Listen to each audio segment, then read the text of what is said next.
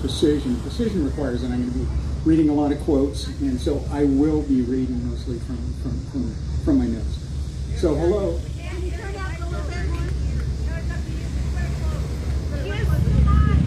Okay, you want me to kiss their mind? Okay. So my name is Steve Parsons. I am the Libertarian candidate. Okay. Okay. My name is Steve Parsons. I'm the Libertarian candidate for U.S. Congress, Arkansas District 1, just like Dr. Green is.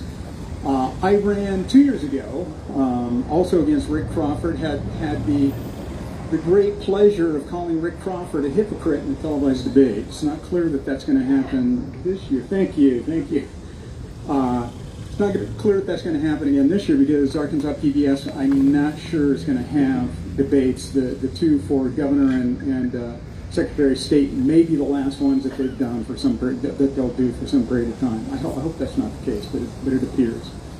I'm going to briefly describe my background, then I'm going to jump to the SAVE Act.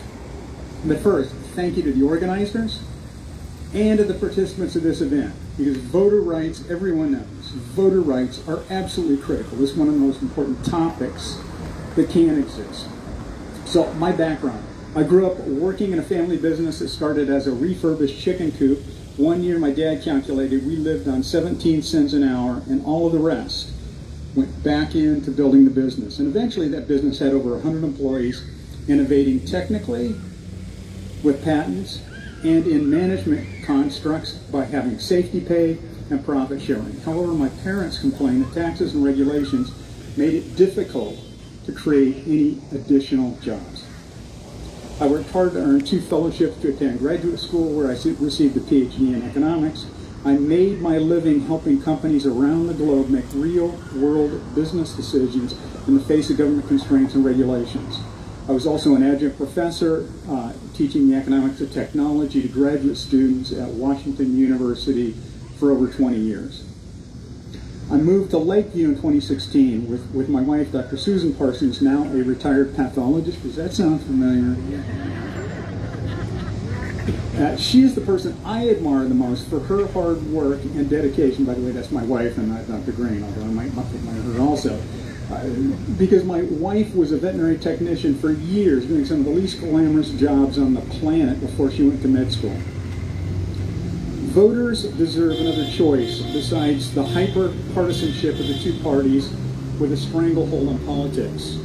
Those two parties have an abysmal job, an abysmal record at controlling the size of government taxes, and spending. So my campaign is about less government and more freedom. That means less government intrusion into personal decisions such as whether one smokes marijuana.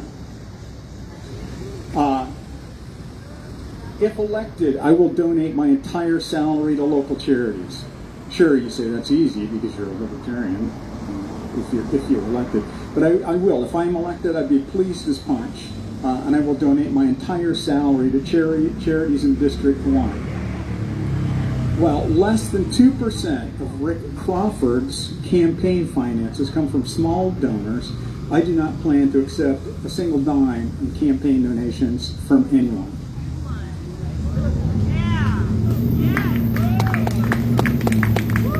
Key parts of my platform deal with inflation, prison reform, substance abuse reform, and stop being the world policeman. You can see my entire platform at my website, and this reflects literally hundreds of hours of research on each of these topics. And that website is Steve-Parsons, Parsons.com. So voter fraud in the SAVE Act. How many people saw the Trump show Thursday night? Yeah. Well, you know, I started watching and then it struck me, wait, I think this is a rerun. I saw this several times in 2020. So I just turned it off eventually. So this morning I awoke to breaking news. 15 judges unanimously blocked the DOJ from access to state voter info. No! 7 of the 15 district judges who ruled against the DOJ were appointed by President Trump. Economics teaches us that any decision, if it's going to be rational, and that means personal decision, a business decision, and even a public government, public policy decision, requires a clear comparison of a projection as to what the benefits of that decision is compared to what the costs of that decision are. That's for any kind of a decision. That's rational decision making. So, what are the claimed benefits of the SAVE Act? So ostensibly it's reduce voter fraud and prevent non-citizens from voting, but there are literally hundreds of existing state and federal laws designed to stop voter fraud and to prevent non-citizens from voting. These laws carry penalties of fines, imprisonment, and deportation. If a ballot is mailed, there's also the potential for mail fraud charges that could occur. So given these laws, how common is voter fraud? So I'm now going to talk about a website by a group that most of you would probably disdain. It is by the Heritage Foundation, the folks who did Vision Project 2025. But they have a website and data on 1,620 documented cases of voter fraud. So my examination of that website and that data and my looking at other studies come to a similar conclusion. Here are the three things that I found. Number one, voter fraud is amazingly rare. And this is consistent with the other studies. About one case of voter fraud per 1 million votes. About as likely as being struck by lightning. So second, when voter fraud does exist, voter fraud is more likely in small elections and perpetrated by the candidates themselves, their family members, or their employees.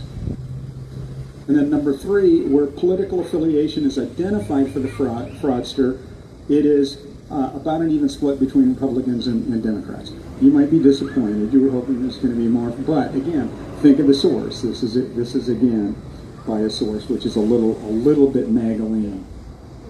So lost, not stolen. I meant to bring this up sort of as my prop. There was a study done on the 2020 election. So the full name of the study is Lost, Not Stolen. Spoiler alert. The conservative case that Trump lost and Biden won the 2020 presidential election.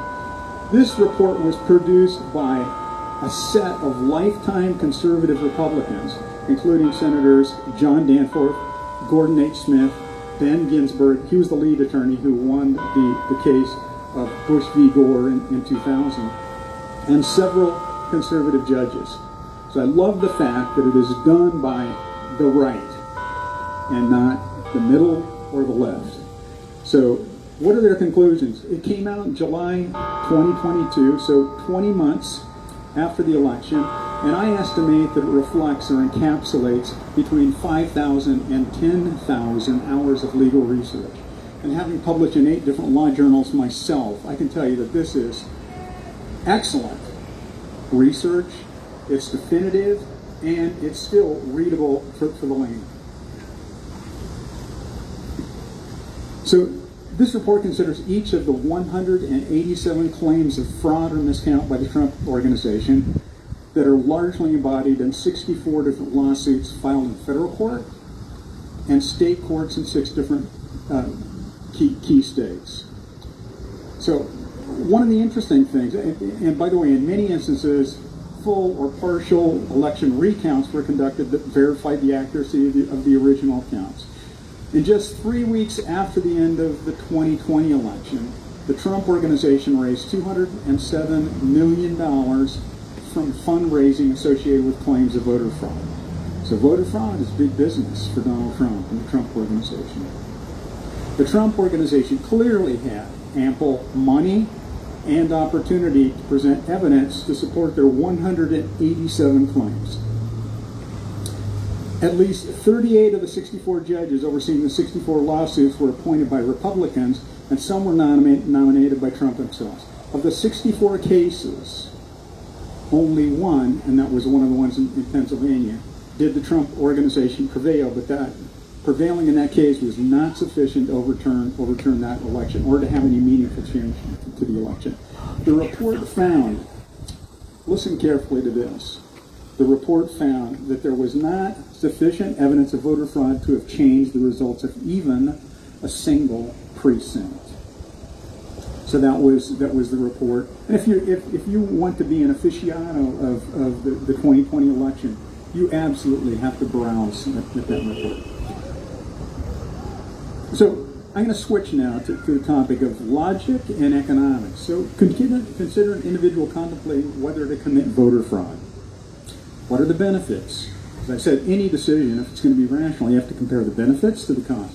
So if that person contemplating voter fraud is in fact a candidate, and it's a very small election, maybe there's some small benefit. Maybe there's some chance that you could swing the election in your favor and then you win.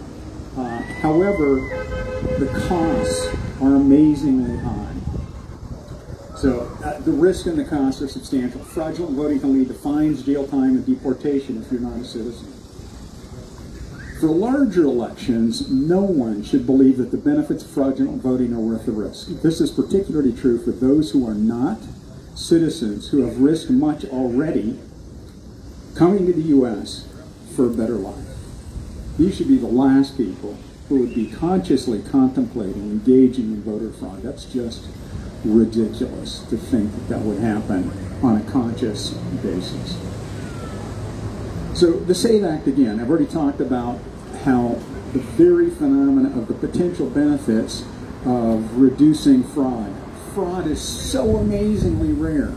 Remember I said that it is, on average, it would be about one fraudulent vote per 1 million ballots.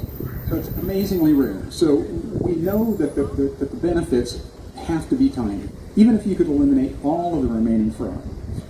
So let's think about now the cost. We're going to switch to the costs. And the costs occur in 3 different kinds of categories. Number 1, the cost of state and local agencies performing the implementation. 2, the cost to voters having to comply with the new requirements. And number 3, reduced voter participation due to the Act. So first, consider the cost of state and local governments to implement the SAVE Act. Note, by the way, that SAVE Act has no federal ability. There's no funding from the federal government, and there's no timeline or delay allowing state and local organizations to adapt to whatever the rule is. So the National Association of Counties estimates, quote, the implementation costs, and they mean SAVE Act, are 11.3 times those costs under HAVA, which is the Help Americans Vote Act of 2002. The SAVE introduces new potential criminal penalties, which could increase legal expenses for election administrators. Those are terrible things. The National Association of Counties, no big surprise, they have come out against the SAVE Act. In an April 7th, 26 article in USA Today, the MIT Election Data and Science Lab ticked off a long list of reasons why it would be nearly impossible to implement this, because I'm not sure I found the appropriate page, that for each potential fraudulent vote that they might hope to eliminate, they're going to lead to a document issued for about 180,000 citizens. To me, that's not a very good trade-off.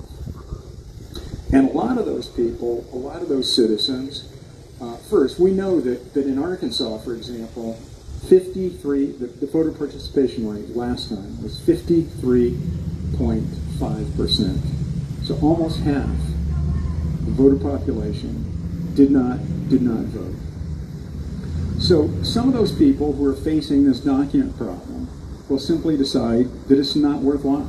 They might have been willing to vote anyway, but because of the problems now associated with creating the documentation, that's one more reason to not vote. And Arkansas absolutely does not need to provide voters. We're in the bottom 3 for voter participation across the United States. Arkansas does not need to provide voters, potential voters, another reason not to vote. So we've demonstrated that the SAVE Act doesn't pass the logic test, the economics test. It doesn't it is not supported by data. So what do the proponents of the SAVE Act have? So really, if we can dig down below the surface, what do they have? It is fear. So we have a woman back here who has her fear poster. Raise up your fear poster, because it is fear. Fear that people don't look like you, or speak like you, or think like you, will vote. So I have some other topics, but it's up to you guys as to how long you want me to go.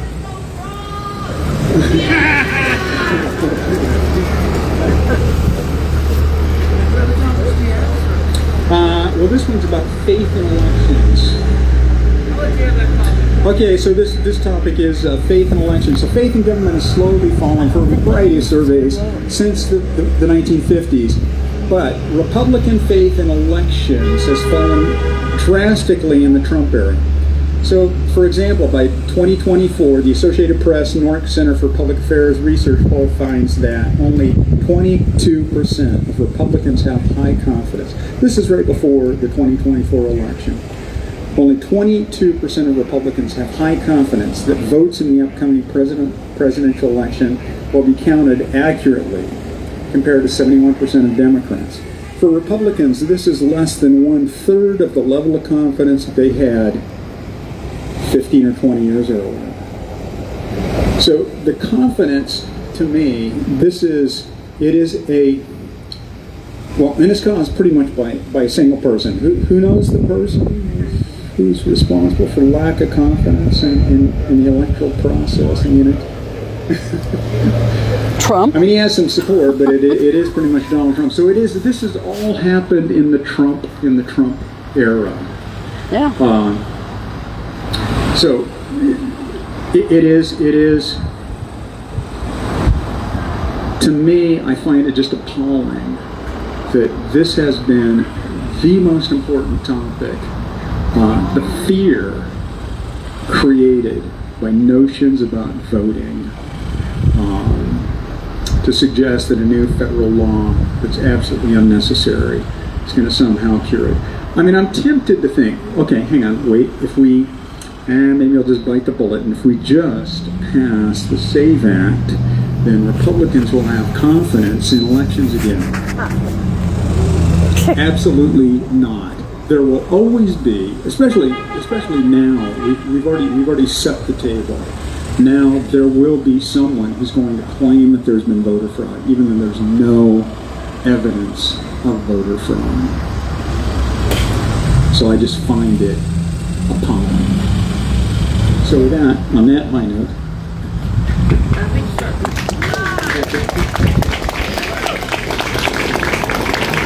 interesting topics. Oh, great. Voter fraud. Thank you. What I found the most interesting is that when it's all Shake claimed and hands. it boils down to it, then they start bringing out these facts.